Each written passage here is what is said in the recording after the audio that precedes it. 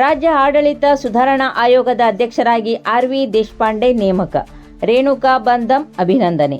ರಾಜ್ಯ ಆಡಳಿತ ಸುಧಾರಣಾ ಆಯೋಗದ ಅಧ್ಯಕ್ಷರಾಗಿ ಹಿರಿಯ ರಾಜಕಾರಣಿ ಹಾಗೂ ಶಾಸಕ ಆರ್.ವಿ. ದೇಶಪಾಂಡೆ ಅವರನ್ನು ನೇಮಕ ಮಾಡಿರುವುದಕ್ಕೆ ದಾಂಡೇಲಿ ಬ್ಲಾಕ್ ಕಾಂಗ್ರೆಸ್ ಮಹಿಳಾ ಘಟಕದ ಅಧ್ಯಕ್ಷೆ ರೇಣುಕಾ ಬಂಧಂ ಅಭಿನಂದನೆ ಸಲ್ಲಿಸಿದ್ದಾರೆ.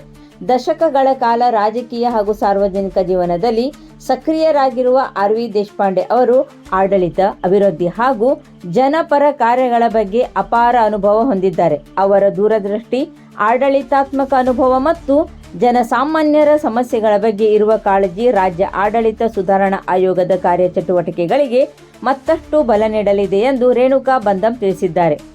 ಆಡಳಿತ ವ್ಯವಸ್ಥೆಯನ್ನು ಇನ್ನಷ್ಟು ಪಾರದರ್ಶಕ, ಜನಸ್ನೇಹಿ ಹಾಗೂ ಪರಿಣಾಮಕಾರಿಯಾಗಿಸುವ ನಿಟ್ಟಿನಲ್ಲಿ ದೇಶಪಾಂಡೆ ಅವರ ಅನುಭವ ಮಹತ್ವದ ಕೊಡುಗೆ ನೀಡಲಿದೆ ಎಂಬ ವಿಶ್ವಾಸವಿದೆ. ಅವರ ನೇಮಕವು ಉತ್ತರ ಕನ್ನಡ ಜಿಲ್ಲೆ ಸೇರಿದಂತೆ ದಾಂಡೇಲಿ ಭಾಗದ ಜನತೆಗೆ ಹೆಮ್ಮೆಯ ಸಂಗತಿಯಾಗಿದೆ ಎಂದು ಅವರು ಹೇಳಿದ್ದಾರೆ.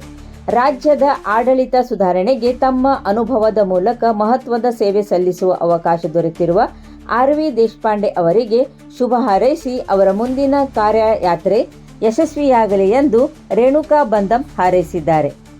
ಎಲ್ರಿಗೂ ನಮಸ್ಕಾರ. ಕರ್ನಾಟಕ ರಾಜ್ಯ ಸರ್ಕಾರ, ಕರ್ನಾಟಕ ರಾಜ್ಯದ ಸಂಪೂರ್ಣ ಅಭಿವೃದ್ಧಿ, ಆಡಳಿತದಲ್ಲಿ ಸಮಯಕ್ಕೆ ಅನುಸಾರ ಸುಧಾರಣೆ ಮತ್ತು ಸರ್ಕಾರಕ್ಕೆ ಅನುಭವಿ ರಾಜಕಾರಣಿಗಳ ಸಹಕಾರ ಎಲ್ಲ ವಿಚಾರಗಳನ್ನು ಪರಿಗಣಿಸಿ ನಿಮ್ಮೆಲ್ಲರ ನೆಚ್ಚಿನ ಶಾಸಕರು, ಧೀಮಂತ ನಾಯಕರು, ಬಡವರ ಬಂಧು, ಅಭಿವೃದ್ಧಿ ಹರಿಕಾರರು, ನಮ್ಮ ನೆಚ್ಚಿನ ಶಾಸಕರಾದಂತಹ ಸನ್ಮಾನ್ಯ ಶ್ರೀ ಆರ್.ವಿ. ದೇಶಪಾಂಡೆಜಿ ಸರ್ ಅವರಿಗೆ ರಾಜ್ಯ ಸರ್ಕಾರವು ಕರ್ನಾಟಕ ರಾಜ್ಯ ಆಡಳಿತ ಸುಧಾರಣಾ ಆಯೋಗದ ಅಧ್ಯಕ್ಷರನ್ನಾಗಿ ಆಯ್ಕೆ ಮಾಡಿ ಗೌರವಿಸಿದ್ದು ರಾಜ್ಯ ಸರ್ಕಾರಕ್ಕೆ ತುಂಬು ಹೃದಯದ ಧನ್ಯವಾದಗಳು.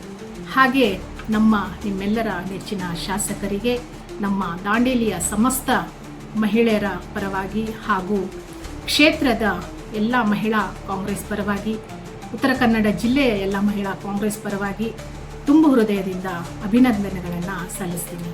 ಧನ್ಯವಾದಗಳು.